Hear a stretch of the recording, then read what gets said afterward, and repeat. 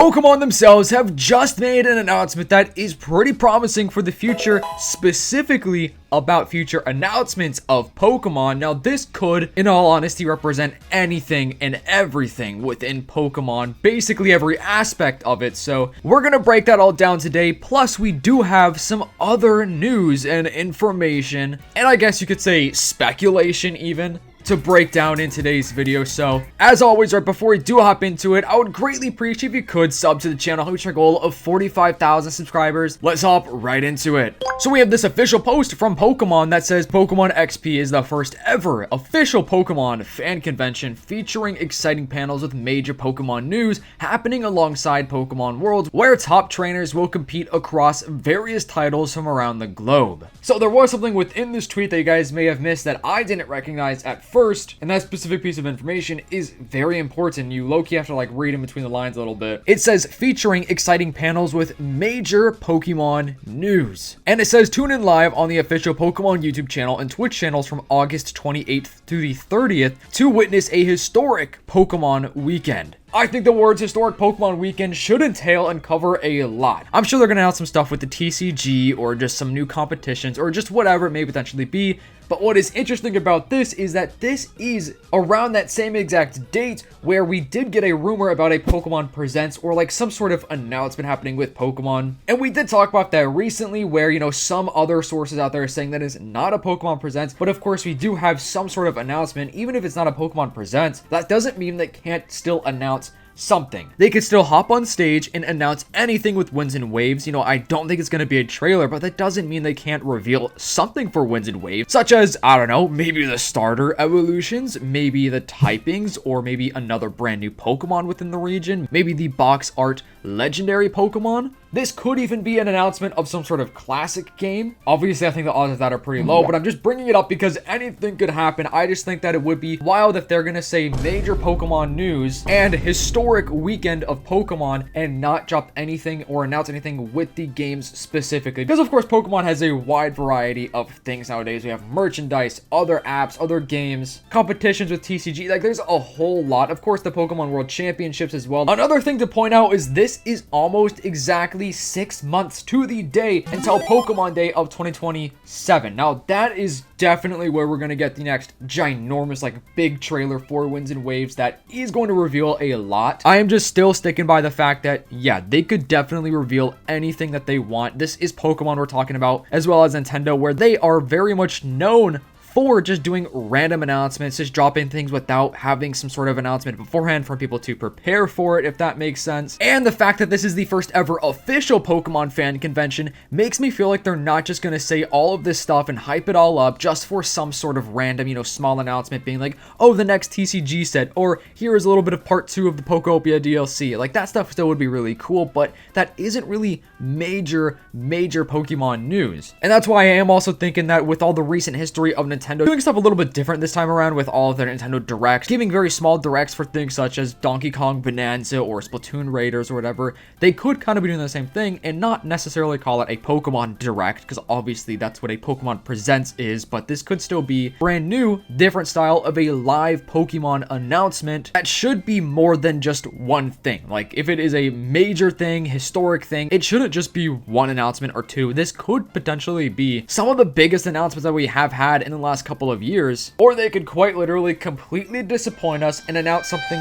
really lame that the fans would kind of be disappointed with them hyping it up like this. So let me know, what do you guys think about this? Do you think they're gonna announce something really cool, really big, or do you think they're just kind of like overhyping it just so people tune into this live experience, which could be the case? I don't know, but of course this is a couple weeks away, so we do have possibilities of stuff coming out, some rumors, some leaks about this specific event. So of course I'll let you guys know as soon as we do know more information about this. Now let's move on to some other Pokemon news that we got going around right now. This is the future of the Nintendo first party titles, some with release dates, some without release dates. Of course, down here we can see the games that do not have release dates. Zelda Ocarina of Time's coming up pretty soon, but it's interesting that Nintendo are still pushing out Winds and Waves, you know, as one of their upcoming titles that doesn't have a release date, and this game is definitely just coming out in a long time. But many people are thinking that the release window or launch date, like the release date, could be revealed during Pokemon Day of 2027, but what if Winds and Waves release date could be announced during this big live event? I feel like that would be a very safe bet because they don't have to show gameplay, they don't have to show anything in the game, like no gameplay footage, no new Pokemon, no characters or anything. They could literally just say, and guys, Winds and Waves, the official launch date is going to be, you know, whatever they say. Could be later, typical release like November of 2027. We have rumors of it being a game kind of in the first half of the year 2027, so could be a summertime release. I have no idea as of right now, but we also have this information saying that the developer of the TCG Pockets and Masters EX reported a sharp decline in the gaming business where revenue fell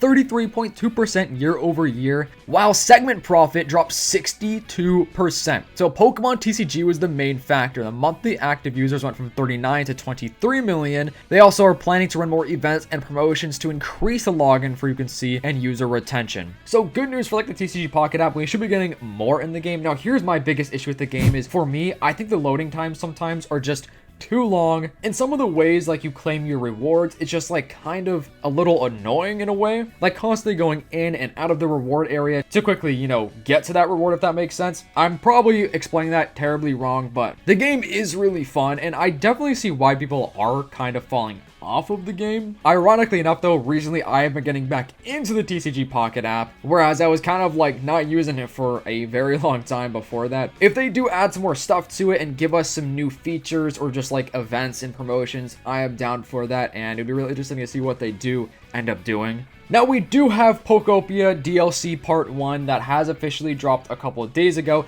and for the people that don't know or aren't aware or just aren't really like fully sure, we do have a list, all of the, I guess you could say, new Pokemon to Pocopia. Of course, there's not any like new Pokemon that we've never seen before. I did want to bring this up because it's pretty interesting to see, and of course, most of these, if not all of them, are water themed, right? Because it makes sense. So we do have 50 new Pokemon in the Bubbly Basin Pokedex, and this information is from PokeOS, so shout out to them. But of course, you could just see the whole list. I won't read every single one of these individually, but it is really cool to see, you know, we are finally getting some more starter Pokemon. We got the Poplio line, we got the Totodile line up here, the Mudkip line as well, which, man, I'm very excited to get some of these mons. I have not played it yet, but as of right now, I'm recording this the day after it came out, so hopefully this weekend I can get a little bit of grinding going on for this new DLC update and get some new Pokemon found. But dude, 50 new Pokemon is pretty big, so I'm hoping that Pocopia could be the game to give us the national dex. Now I know it'd be a little bit different because this is a different style Pokemon game, but could you imagine if one day Pocopia